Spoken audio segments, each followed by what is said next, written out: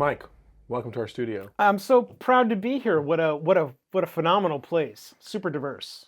Well, and it's a pleasure for me to have you on here because you were whom I consulted with before this, because you've done this a little bit longer than I have, right?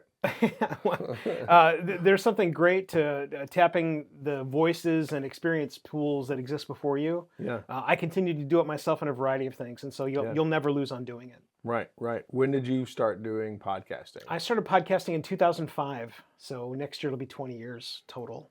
Wow. So like that, I don't know when Joe Rogan started, but like he's kind of was one of the, what do you call it? Not blazing trailblazers.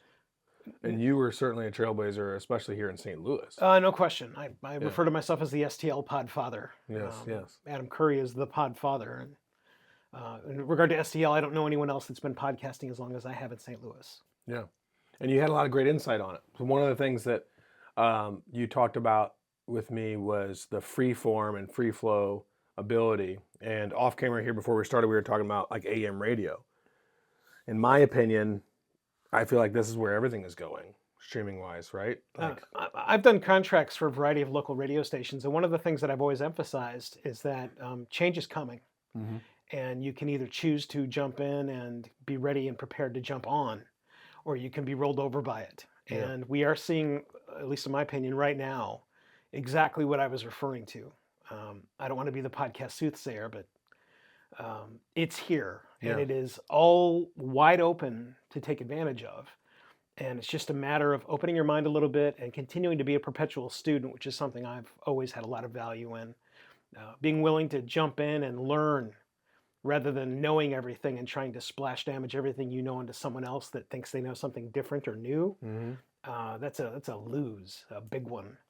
Yeah. And again, we're seeing that inside of the St. Louis radio market in spades. Well, yeah. And there's a lot of old school methodology that doesn't carry over into this. And so one of the great benefits that I had was being able to talk to yourself and talk to Fred Zalanko and talk to some of these people with experience and say, how do I avoid these pitfalls? And I've gone into it, just like you said, with a very open mind. I've never entered this realm thinking like, I'm going to bring all my former knowledge from radio and television into this space, rather than constant student. At all times in the background of what I do and where I'm doing in my home and stuff is oftentimes tutorials and these things. And a lot of them you have to take with a grain of salt too, because some of these individuals that are telling this is how you gain followers, this is how you get this is how you get that, are like 22 years old and they've been doing it on their cell phone for a year and a half. And this marketplace reminds me a lot of, that's why, again, thankful to have you here, who's been truly in the trenches and probably made a lot of mistakes on your way to success, right? I've made every mistake. That's There's how you, no question. That's how you correct it, though, right? Oh yeah. The finding the mistakes, and then more importantly, finding the big mistakes, and then trying to find the fix. Yeah. That has helped me over the years without question. I think one of the largest steps I took was going from just a custom crafted website to what is now a good, solid database run website that allows me to go back and change things en masse, where previously I would have had to sit down for hours and do things. Like move it all around back. Not only move it around when things change, when titles change. One of the best samples is Apple iTunes turning into Apple Podcasts. You might think a quick, text find and replace, right? Right. Yes, that sounds very simple. Until you have 15 years worth of programming that all has to get changed out appropriately. So it had to be reformatted on your end? Right. Okay. Right. And that was the first giant light bulb moment of professional podcasting for me, was knowing that I needed something different than my kick-ass looking custom crafted website that I developed. And then finding different routes to incorporate what is more mainstream but still custom. So it gave me all the look that I wanted, gave me all the functionality I needed, but then also that back-end stuff that would take me days, or now where I would pay somebody to do it for weeks. I don't have to do that anymore. It's another one of the giant pitfalls I think a lot of companies like yours and mine fall into, where just a little bit of forward thinking will save you oodles of money, especially on the front end, much less the back end. Well, and one of the things I didn't understand until we experienced it and had to learn the lesson was exchanging data is far more advanced than most people could probably even fathom, but certainly me. I wouldn't. Think about our AM radio show, and it's just like placed, and it's on the website, and it's here, and then it kind of goes away. Whereas we had to convert a show from, I think I shot like a 3-minute commercial or something on my phone, and we were trying to use like WeShare or something to convert it.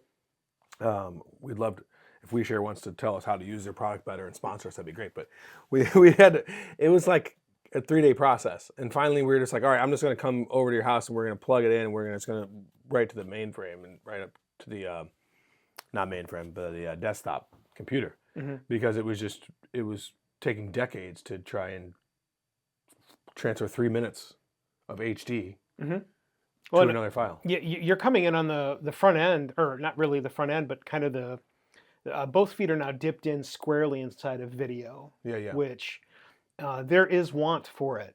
The problem is that the vast majority of people do not want to pay to have video added to a project. Because remember, when you're adding video to a project, very oftentimes it's adding 3 to 4 times the amount of cost. And people are going, well, what are you talking about? I can whip out my cell phone and I can put on 3 hours of video. What are you talking about? That's crazy. Or remember, that's got to be hosted someplace. Right. The next usual gravitation is, oh, we'll just shove it on YouTube. And you're absolutely right. After the initial capture and then vomiting onto YouTube, it does live on YouTube. But what if you want to come back and change any of that? So it's got to be stored someplace, right? Right. Okay, so you got the raw store. Then you've got all of your files that are edited stored. Then you've got a backup of whatever you're going to choose to backup, backed up. All of that space equals a lot of space. And doing that on your own, which I did for probably 12, 13 years straight in regard to audio, it was expensive. It gets more and more expensive when you start adding on video. Even if it's only HD, if we're talking 4K and anything above that, I mean, it's extraordinarily Well, huge. now these phones, to that point too, the assumption is, well, my phone shoots cinematic 4K, so I can just do it myself. Go ahead and then let me see you try and put that video anywhere, share it with anybody outside of your phone. No, right? well, no question. The other thing too is, and this is something that I think talent realized for those of you that are listening or watching, way back when they went to HD television, all of the talent were horrified that now that they not only the pores, not only their pores, but every single blemish on their face, if their clothes were ruffled, if they had cat hair on them, all of that was now going to be visible. They were horrified. Okay, well now let's 8 times that real quick.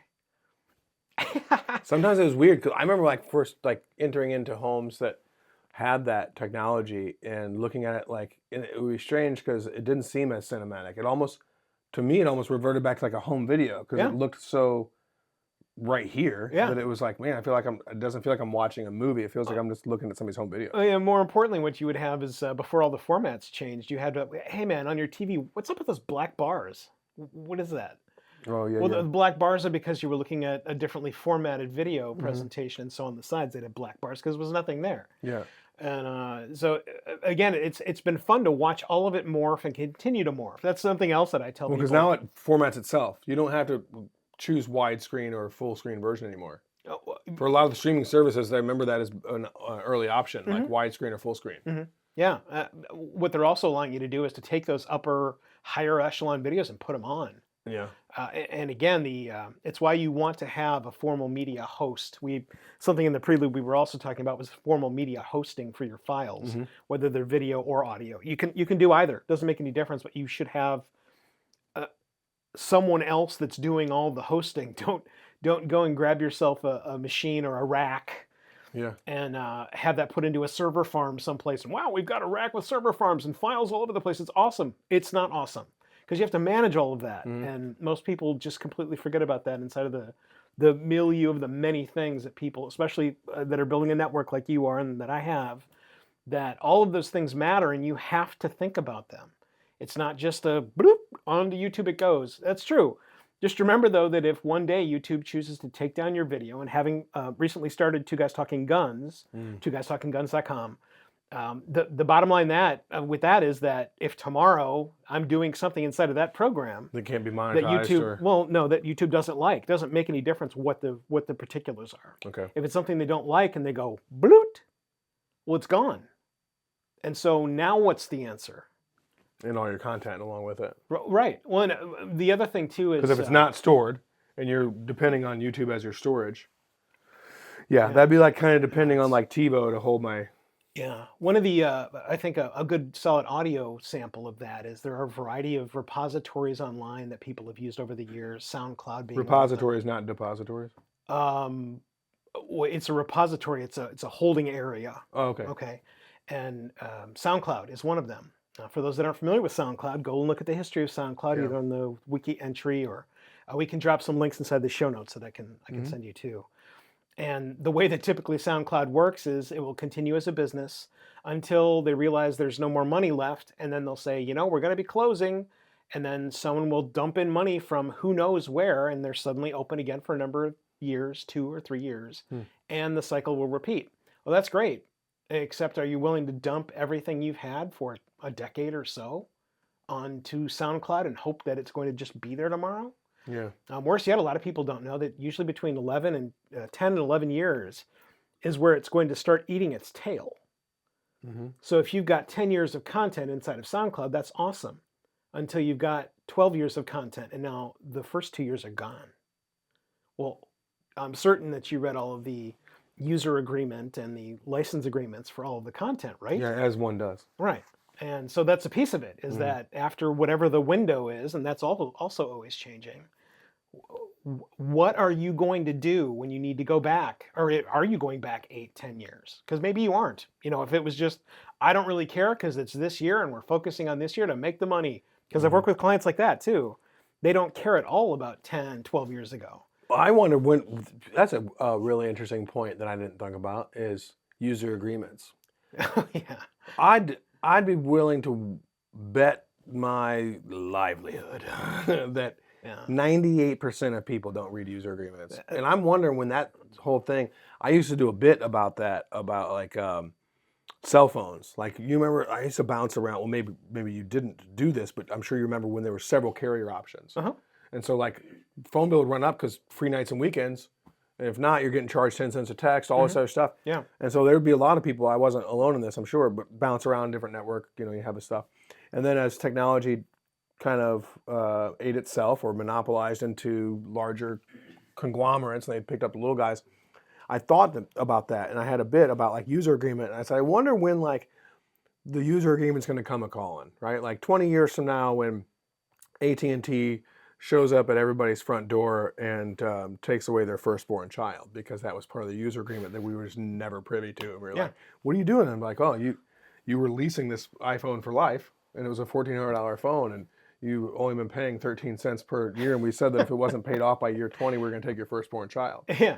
Right? Yeah, and it's like, what? It's not unlike that. I happen to be inside of a legacy deal with my carrier.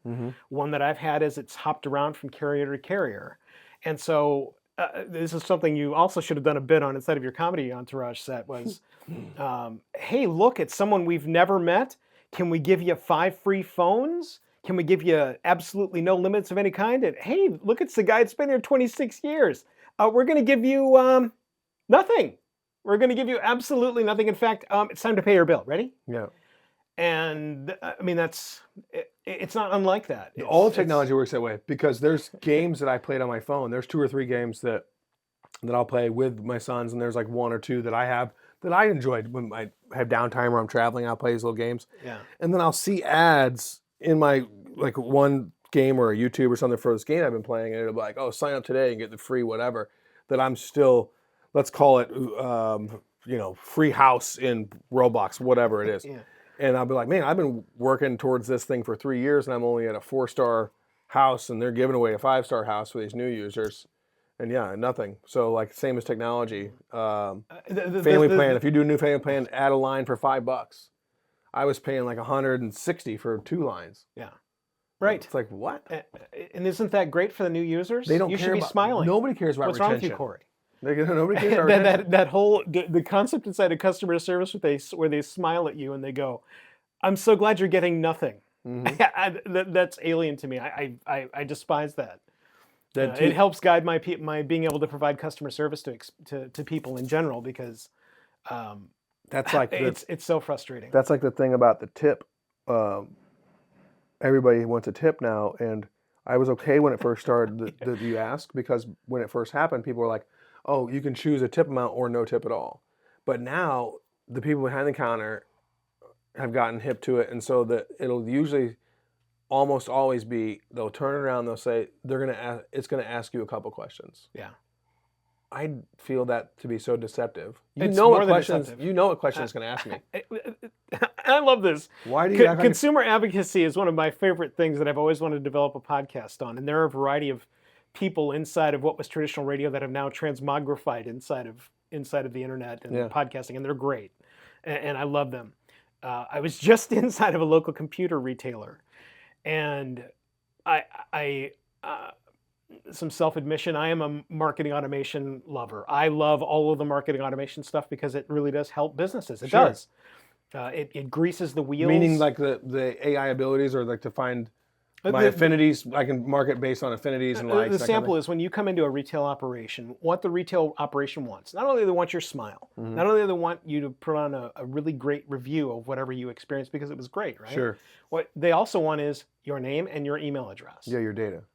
Or at least it should be a given, because I've also worked for companies that have absolutely no interest, which is crazy to me, especially today. It just makes sense. Anyway, the gist is that when I go into a retailer and I already know they have my information, I start with my driver's license. I'm like, here's my name and whatever else. What else can I help you with? Yeah. And I didn't get anything from handing her my driver's license. She just starts ringing out whatever I was buying. And so I just thought it was curious. And so I stood there with my driver's license waiting for her to go, can I have your phone number? Or are you a rewards member? Or whatever their little queue or process is to get all the data. And she didn't say anything. So I'm ready to ring out, and I've got my charge card in my hand, and I'm ready to put it in, and I'm watching her waiting for the cue to, okay, you may now put in your card, or whatever she's going to say, and she didn't say anything. And so I'm like, okay, so I put in my card, and as it was ringing through, she said, oh, can I have your phone number? And I'm like, sure, why not? So I tapped in my phone number, and got my receipt, smile, left, and as I'm leaving, my phone says, welcome to name of company texts.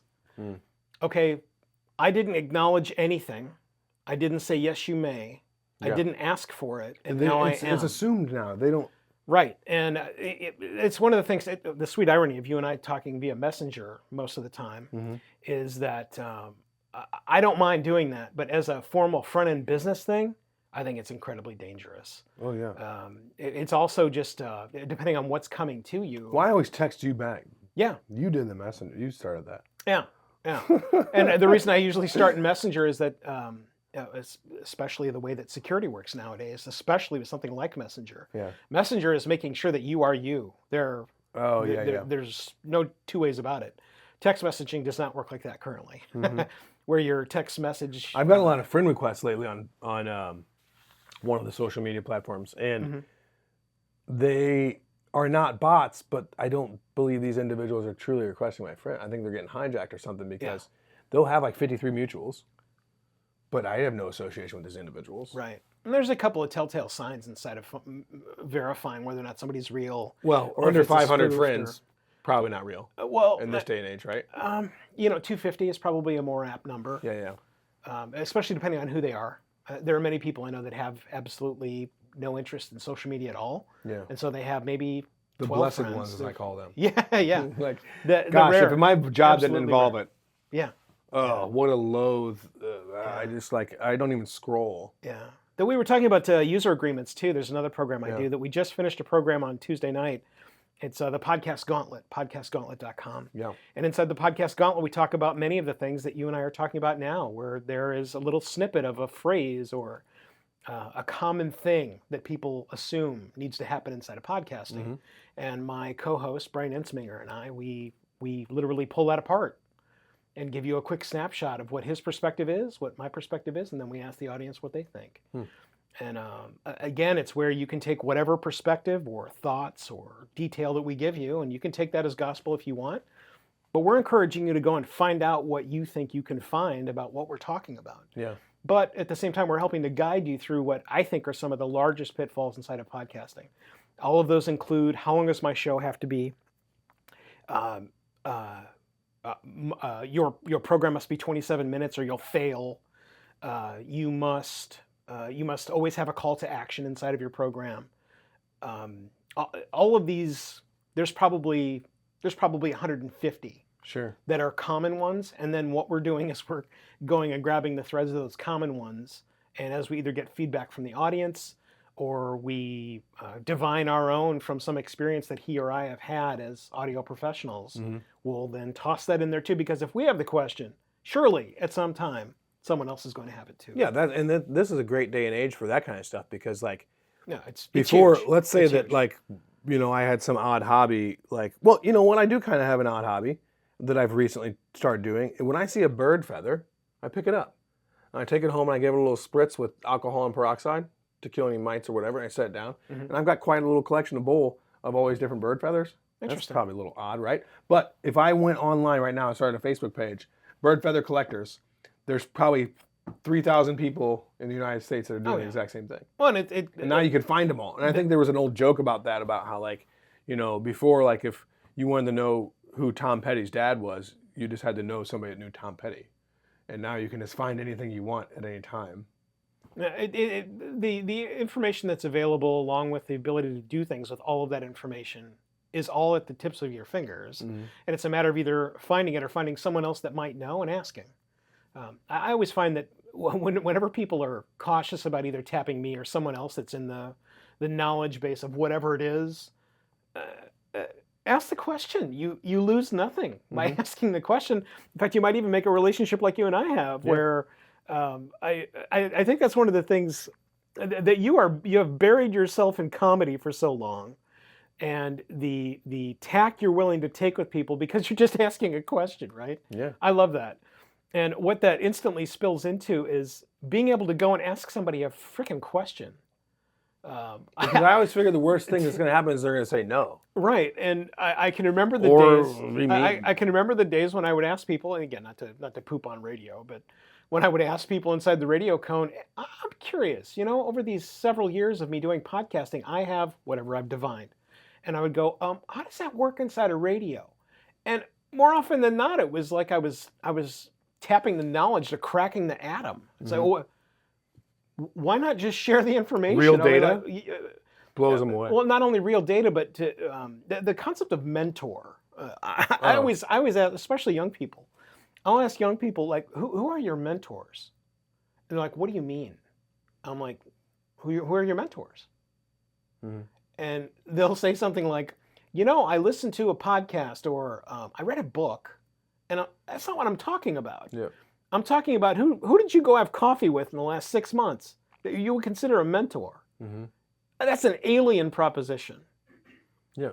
And it can be a peer group. Like, we're not that far different in age. Right. But I've come to really enjoy being able to tap into other people's knowledge, because one of the things is, even if we're the exact same age, maybe I spent all this time in comedy, you spent all this time in podcast, I could probably teach you how to write a joke, and you could teach me how to do this. So, like, I always look at those things. Yeah. And that's why, I reached out to another company that has some studios and stuff today, and my thought process has never been one of competition.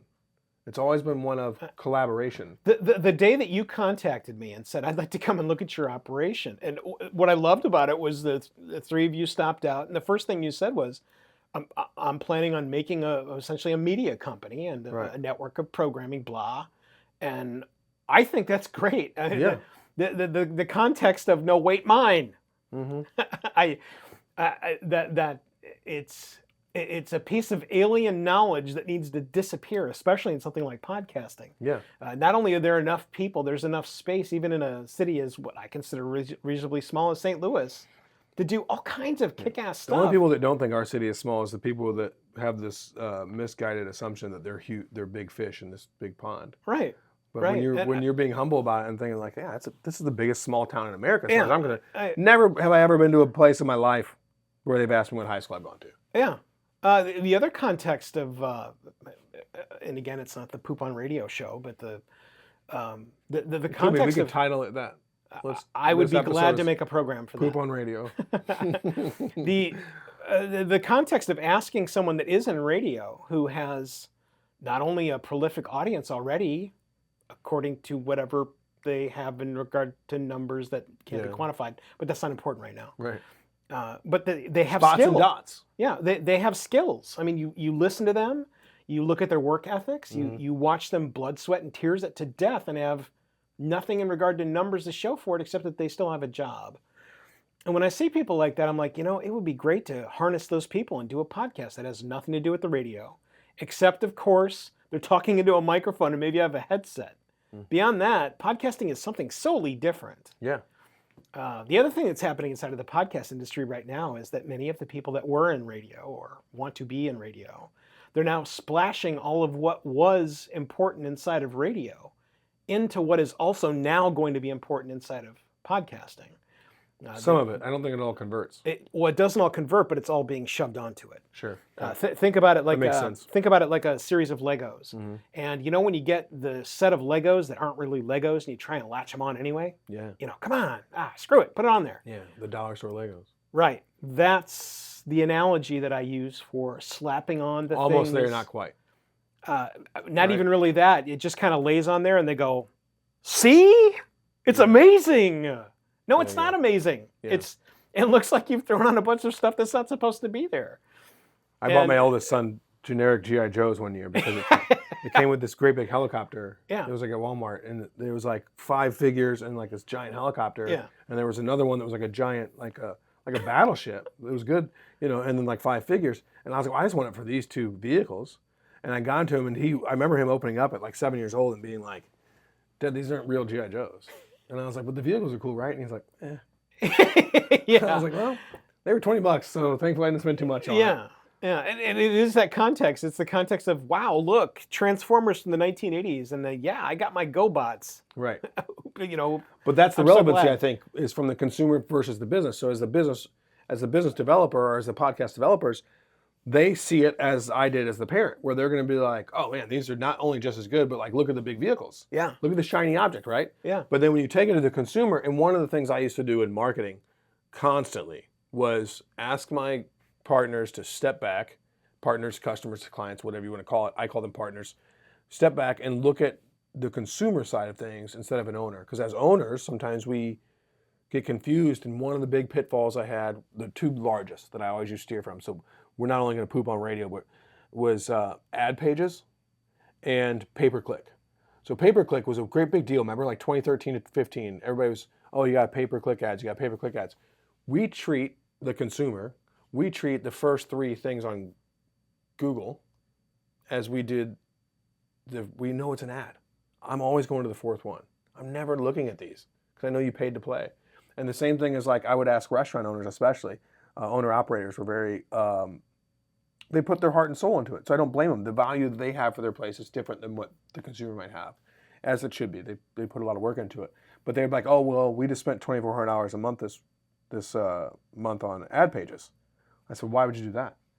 Well, the person from ad pages came in and told me that the people in the community have been asking if we're going to start doing coupons. I said, oh, you think the people in the community have been calling ad pages and saying, hey, do you think that new restaurant's ever going to put coupons out? Yeah, can't wait for my toasted ravioli coupon. Where is it? They're devaluing you. You're right. just and so what do you do when you get ad pages at home? I'd ask the owner, and they'd be like, well, I throw them away. Okay, why do you think the rest of the neighborhood's not? How many times have you been into an Arby's even? And it's coming, like at work, they'd be on a bulletin board, and every once in a while when I was in the corporate world, I'd grab a coupon to save myself $1, but I wasn't clipping them at home. And I think that's a similar concept to what we're talking about with podcasting is there's a bubble, but I think unlike the CBD craze or the vape craze or these things where everybody and their mom had a juice store in every corner with vaping, I think this bubble will not burst, but will flatten out. The cream will rise to the top, kind of a thing. But the neat part of that is that it's evolving. Yeah. What is podcasting back in 2005 is not what podcasting is today, like at all. no, Other than there being programming, which, by the way, I still swim all of my old programming. okay, It's also a piece of the magic of being able to sell advertising, where there are still companies that were advertising back then that, because of perpetual advertising, they're now still able to be advertising inside of my network. Where else can you do that? And the answer is you can't do that anywhere else. The radio, the television, all the things that exist for a short period of time and then disappear, all that disappears. yeah, Inside of the context of podcasting, you have all of that ability. You just have to manage those abilities and then convey it to someone that's going to buy in on it. And that's how I was able to get my largest sponsors that still to this day have programming that are on my network that also still benefit, that can swap out their ads anytime that they want. And that's a piece of that original agreement to help me grow, and I help them grow. It's the because they can have a holiday special. They don't have to have their tank top sale going on all year round. Right. But And then again, the neat part of that is that then spills into another piece of business that I have that is audio editing, where there are people that are swapping those out. There's now a movement inside of just about every media host inside of podcasting where those can actually be swapped automatically. There's a pool of ads. Those ads can be swapped in. Like a digital billboard versus the old traditional. Right. Yeah. The difference is the paper. the difference is that I just drove 45 minutes to get here. I can't tell you one billboard I saw. Yeah. I can't. Well, especially you shouldn't, because right now, I don't know how many times somebody's driving erratically and I get up next to them and they're doing this. Yeah. Oh, yeah. Which brings me to another segue, good moment here is let's jump into the future, because this is podcasting to me is one of those things where I feel firmly that this is something that'll grow exponentially and not die out. This isn't Betamax, right? Not at all. And the real prediction I'm having is, when my youngest son is my age and nobody's driving their car anymore, what are they going to be doing? They're going to be watching videos. They're going to be learning, watching, working. I have said in jest many times, I weep for the future, but finding leaders in today's younger crowd is very, very difficult because there is a focus to provide yourself with self-satisfaction. Immediate gratification. And being able to get it without having to interact with anybody. And I think that's a lose for everybody. I try to think of... Ironically, there's no self-love either. No. So you'd think with the isolation that you'd at least learn to love yourself, but it's quite the opposite. A lot of these kids have zero self-confidence. Right. I think it's... again, the context of social media, I'm so glad I had nothing like that when I was in my developmental years. It would have just dashed me. Yeah. There's every story that we hear of inside the modern day news streams that are not only horrifying, but they're where it's how fast can you dodge that bullet as a parent, like Neo in the Matrix. I'm not kidding. It's where, especially if anybody... The social media bullet? Absolutely, yeah. Yeah, my 9-year-old was all upset because I wouldn't let him have a TikTok. Yeah. I said, this wasn't even an argument for me. Well, not only that, I've got to tell you that you giving your 9-year-old any options, even a phone at this point, is amazingly dangerous.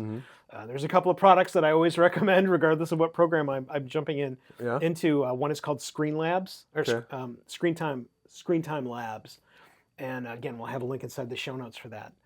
Screen Time Labs, it literally allows you to have a variety of control things as a parent, but you can also use it to control yourself.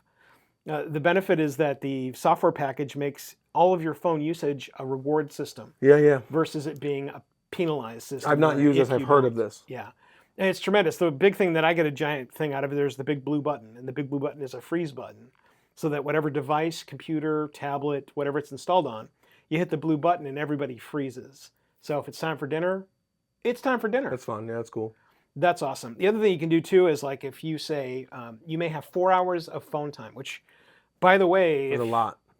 It's not. If you once you get this for app, a child, once you get this, I'm telling you, not only will you be horrified at their usage. Wait, were you 4 hours in what time period? Over a day. See, I don't know. That seems like a lot for a 9-year-old. Well, and that's why I recommend this app. It's tremendous. The other thing it's tremendous about is not only looking at their usage. There are some Big Brother aspects to it, but I got to tell you, it's your frickin' child. Yeah. So be Big Brother. Big Brother away. Please be a parent. Yeah. The other thing it'll do is it will give you details about your usage.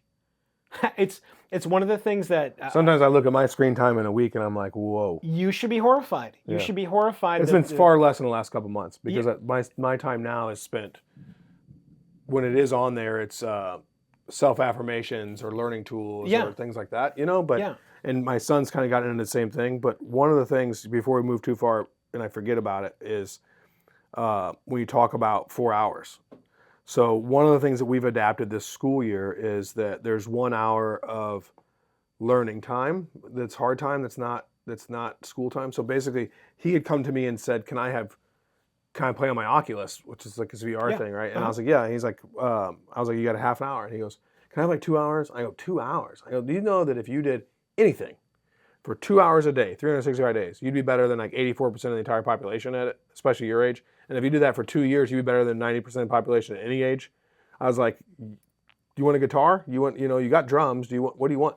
And he's like, "No, I just want to work on my drum stuff." So now he has that and he has football. So half an hour a day, he watched Football Mechanics on YouTube. So it's time on there, and then we'll go out and throw the football. And then, or he'll spend an hour a day on his drums. And he watches stuff about drums while he's playing the drums. Yeah. And I'm like, do this, because this is going to get you to where, you could literally be the best at something if you put in this much time. But I haven't thrown away the Oculus time, because here's my theory. Do you remember growing up and Atari and Nintendo and everybody, that's a waste of time. You're going to rot your brain, blah, blah. And now there's kids who are getting like scholarships and making millions of dollars playing video games. So I'm not saying that's what's going to happen with VR, but I would imagine that at some point, perhaps in his future, there'll be a virtual reality market for jobs. Like he'll be able to do jobs on VR. So I'm not taking it away completely, but I'm gonna crumble your castle just a Please. teeny little bit. Please. The context. It's all opinion, so I love to hear facts too. The context of people making millions of dollars playing video games, absolutely there are. Yeah. But again, if we look at it like modern, it's the Howard Stern of radio. Like it's few and far between. It's even worse than that. Yeah. Because if you look at the modern day athletic stream, it's exactly the same context. Where your son is playing football. What are the chances of him playing as somebody that is making sizable amounts of money inside of, let's say, the NFL? Yeah, it's like or the 0.004%, or whatever or something. it is. The context there also is that there's other things now to consider inside of football, i.e. head injuries and augmented temper problems because of insert whatever somebody is using or whatever it is. All those things then come into play where they wouldn't have come into play if you'd have chosen something else. Sure. That's not a contact sport. And that's not poo-pooing on contact sports. I played them also myself. Yeah. I know that I got a lot of value out of them. The whole context of team, the context of understanding what I can do myself, but then needing to lean on someone else with a skill set. That's all team dynamics. Yeah, I don't think you're knocking anything. I think opinions, and then also utilizing facts that you know about to back up your opinions and things. Yeah. That's what conversation is supposed to be. Yes. No question. I love that, especially when it this is funny, at the local St. Louis podcaster meetup, we were just talking about the tail end of what's happening with the recent Trump assassination. And Attempt, thank you. And she put on the caveat of, I don't want to get political, but, and I kind of look at the assassination attempt as kind of a mystery puzzle. I don't throw it into the pool of it now. It's going to become political because I want to source all of the whys and why it happened and not a lot of info how do we on prevent it. Right. And so again, it's that context of what can you say and what should you say, and ask the question. Make the statement and then have a dialogue somebody there about shut you down until you know, or they'll give you an answer. Right. And then you'll either know more, or better yet, you'll know maybe to steer the conversation into a different direction. Yeah. I just like any of that kind of stuff because I've never looked at controversy like controversy. I shouldn't say I've never. In my recent memory, I don't believe that I have. Yeah. Looked at controversy like controversy. I look at conversation like conversation. Yeah. I remember asking my grandmother one time because I was primarily raised by my grandparents, and I remember asking her. I said, "Didn't Pawpaw and Ava was my great aunt always used to fight about politics?" And she said, "No, I don't remember. I remember that." And I said, "Oh." I said, "Well, isn't Pawpaw a Republican and Ava was a Democrat?" And she goes, "No, we were all Democrats." And I said, "Really?" And I said, "Even with a military family?" She goes, "Yeah, because none of that stuff used to mean anything back then." Well, not only She's that, like, you could be a patriotic person and a Democrat. Yeah, well, it wasn't morphed. Mutually exclusive. Right, it's morphed. This morning, it's real early this morning, actually, I was sorting through a Rob Reiner film. It's LBJ, and it's Woody Harrelson as Lyndon Baines Johnson. Okay. I recommend it, oddly enough. I thought I was going to hate it. I'm not. There are many movies by Rob Reiner that I really like, but his propensity to dive into crazy, loony political perspectives is pretty deep for me. I don't particularly care for him, but it was good. It was good. The presentation was interesting.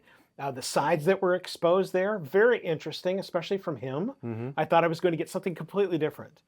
And so those are the reasons why you engage in stuff that maybe, you've got that little feeling in your gut of, I don't know. Chip on your shoulder about something. Yeah, Yeah. and jump in. To finish out a couple of our tech Please. tech bits. Again, Screen Time Labs, totally recommend it. Okay. That context of making it a reward system where if you give them 4 hours of time on their device, and then if they do these assortment of various extra tasks, which you can make, by the way, then they also get So you could an assign added 30 minutes a math, or 10 minutes or whatever. a 10-minute math. Whatever it is, Learning and as tool or long as it something. gets done and you verify it, you're made aware of all of those things happening on your own device, ironically. Okay. But then they add on time, so you can have another extra 2 hours in a day, or whatever the numbers are going to be. You can do all of that with that. Okay. Second thing is NordPass. I don't know about you, but over the years, especially in as many platforms that I'm involved in, I've got thousands of passwords for a variety of things. Many of them are terrible passwords. Yeah, I use NordPass. Yeah. Before I started using phraseology inside of passwords, all of them were just absolutely stupid. Like, what am I doing? And NordPass has completely changed all of that. What it also offers is a family aspect. And the family aspect is awesome too, because if everybody's device in the family is inside of the NordPass envelope, now not only are you aware of when something new is created, you have access to the account, which is the way it's supposed to work. I'm tired of, especially youth, saying, "Daddy, that's my account." Yeah, you don't have privacy. I don't You're think you a kid. understand, right? There was Anybody on any side of any fence of anything that believes that you're invading the privacy of your child is lunacy to me. I join you, and I would love to hear the other perspective. But again, inside of the gladiator arena of social media, you cannot afford for there to be a sequestered space for your child anywhere. It doesn't. None of that computes to me. And someone Before social media existed, we didn't have closed doors. Oh, we Don't did. close your door. We did until you closed the door on your father, and then he removed my door. Yeah. That's how it works. Yeah, I didn't have That's a door. how it works. I didn't have a door for a little while. It's guys, it's 2 pins. Yep. It's 2 pins, and then you'll never find your door. It's like it's magic. It's like, Dad, where'd you put my door? None of your goddamn business. Yeah. Okay, all right, gotcha. And suddenly the light bulb comes on over your head where, oh my God, my closed off envelope of awesome is not so closed off and awesome. Yeah.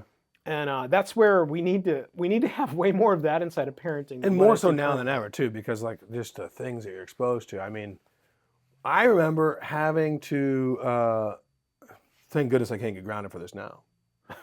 I snuck to like PG-13 movies. That's it, you're grounded. Yeah. Tired of that. I know. I couldn't see No, that wasn't Waterboy. It was before Waterboy. It was Happy Gilmore when it came out in the theaters.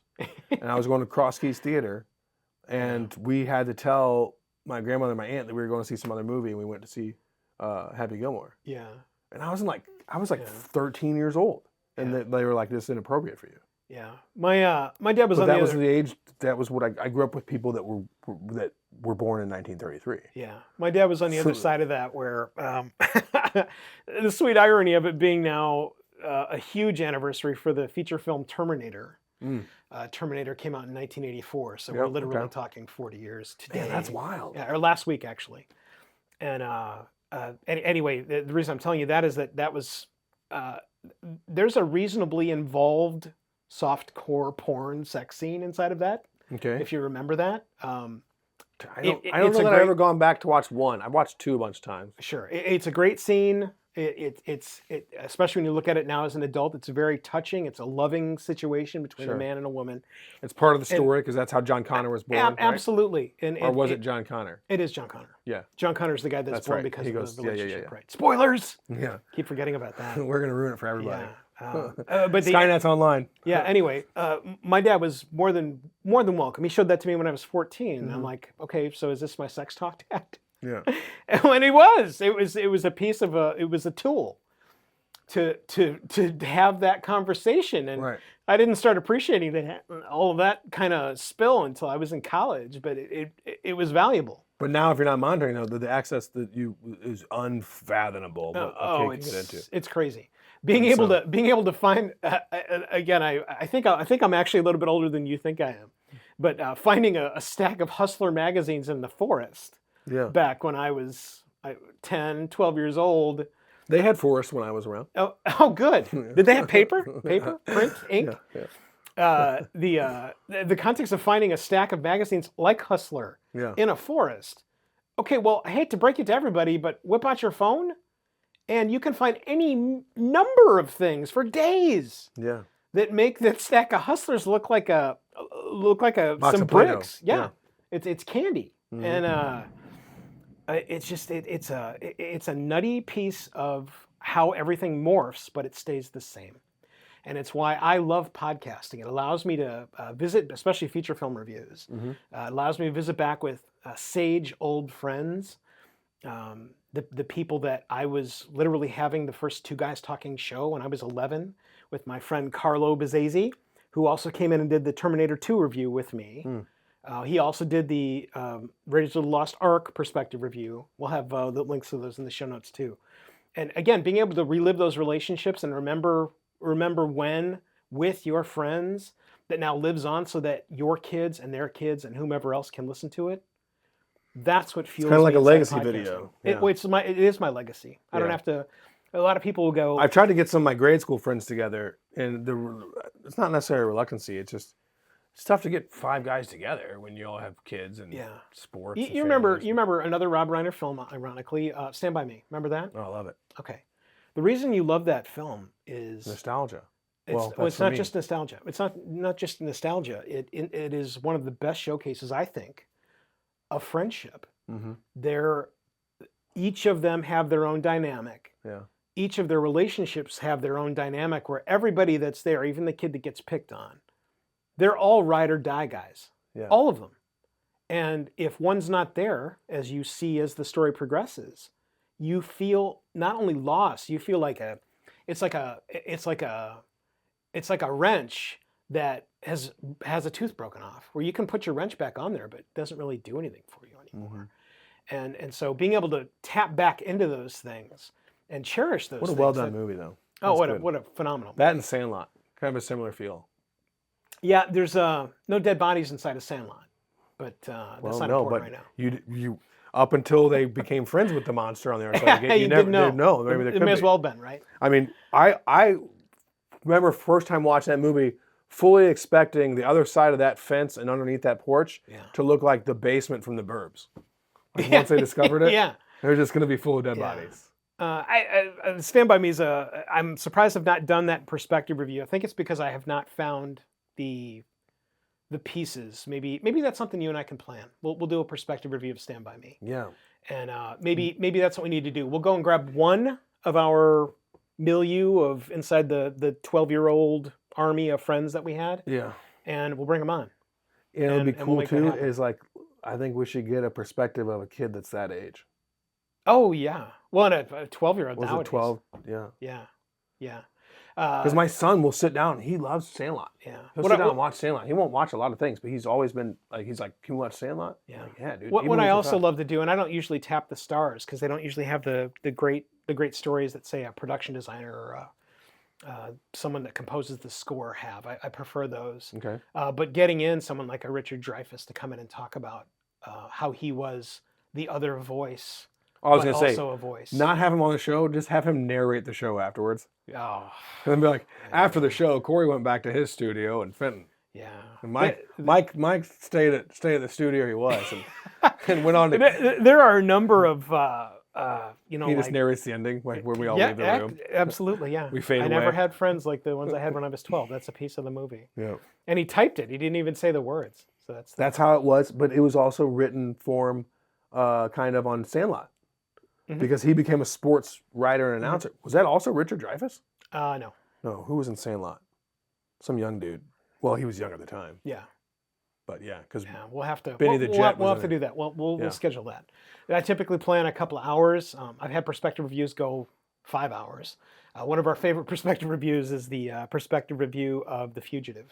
okay. That's the Harrison Ford vehicle. Yeah, I'm familiar with And- the one-armed yeah. man theory. And that was through one of my other programs. That's whatcopswatch.com.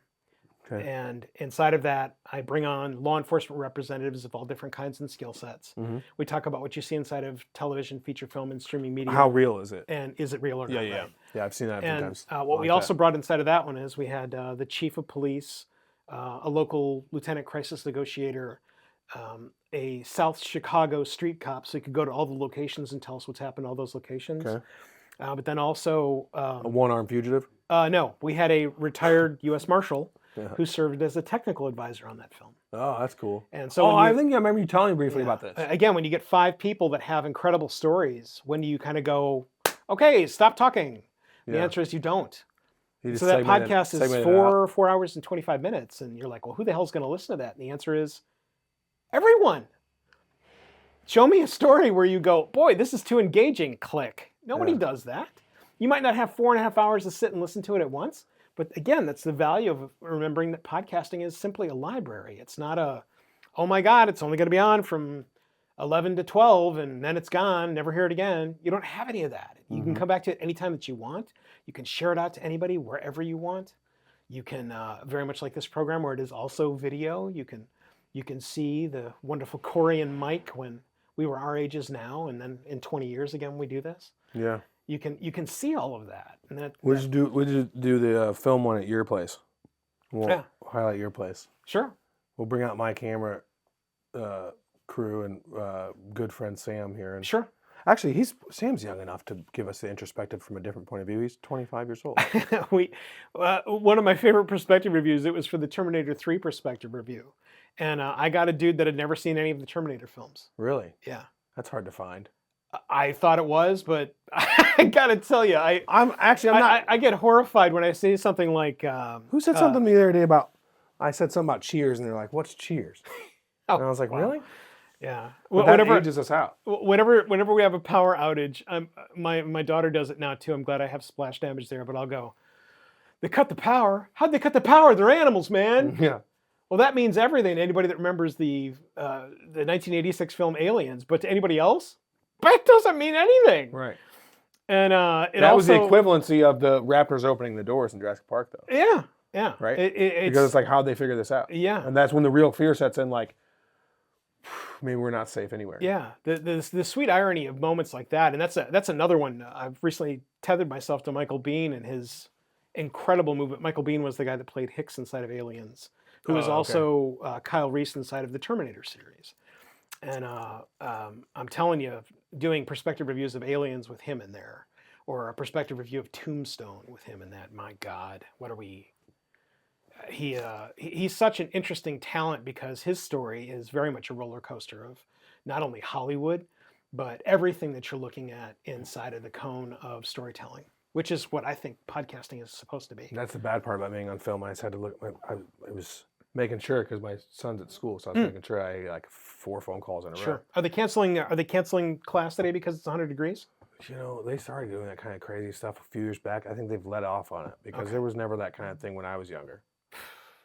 It was like, I remember doing 2 days football and then being like now when my sons have played, they've been like, oh, we're not going to have practice today, it's too hot. When I played, they were like, eat some more salt tablets. Yeah. And keep running. Yeah. You know, it wasn't like more water breaks. You're not done yet, Wilkerson. Yeah, they were like great. big Thanks. old like communion-sized salt tablets. And they'd be like, here's a salt tablet for you. You look Oh, how dehydrated. festive. Yeah. Your kidneys must have loved that. What the heck? That's great. That's probably why there's so much wrong with me now. That and I wore ankle weights around religiously every day. I put my I remember you ankle weights mentioning the ankle weights before. because my knees. I can tell you if there's a change in barometer, my knees will feel it. It's like, oh, it's going to rain tomorrow. I'm like 40. I can't imagine what it's going to be like to try and go up and down stairs. I've already looked into a nice ranch-style home, so I don't have to go up and down for laundry. Yeah. Because I'm like, there's no way my knees will We take have it. one staircase, but we're good. We'll be where we are. Yeah. Yeah. Or get one of those chairs. Yeah. With the rail chair. Yeah. Yeah. That could be cool. With 3 or 4 speeds at least, though. I can't have one now because I'd be like a child on it. And I probably still would be when I'm But so you can 70. carry all your food and stuff down without having to try. Yeah. You bring There's up some benefit. There's bring up benefit. some real practical reasons why I might want to get one of these chairs sooner than I thought. Yeah. Excellent. Well, I think that let's book that. Let's do when we're done today. Let's go ahead and Yeah. set that up. Let's I'd get like that going a on lot. that'd be really fun to watch a video thing, and we should definitely bring Sam along with us. Sure. I think it'd be cool to get a 25-year-old's perspective. Yeah, for sure. Because he's a pretty grounded young man. I like that dude a lot. Who works behind the camera for us. Here's the magic question. Mhm. Sam, have you actually seen the feature film Stand By Me? Rob Reiner? No, I haven't. Okay. Don't Great. watch it. Yeah, don't watch. This is perfect. Yeah, it'll be perfect. This is meant to be, Sam. This is one of those serendipitous moments. Yeah. This is meant to be. All right, well, we'll set it up. Mike, love thank you that. so much for coming Oh, on you're today so and hanging out. welcome. And again, anytime, you let me know how I can help you. And I'm very honored that Glad to. you were able to, and I want to make sure that people really understand that how selfless you were with your time and your efforts, and kind of really helping me shepherd into this new realm. So thank you so much. It's a fun realm, and I always tell people education is power. However, power is not given; it is discovered, and that has helped my mission as being a perpetual student, and I hope other people will take that. Yeah, excellent note to leave on. Yeah, great. Thanks, sir. You bet.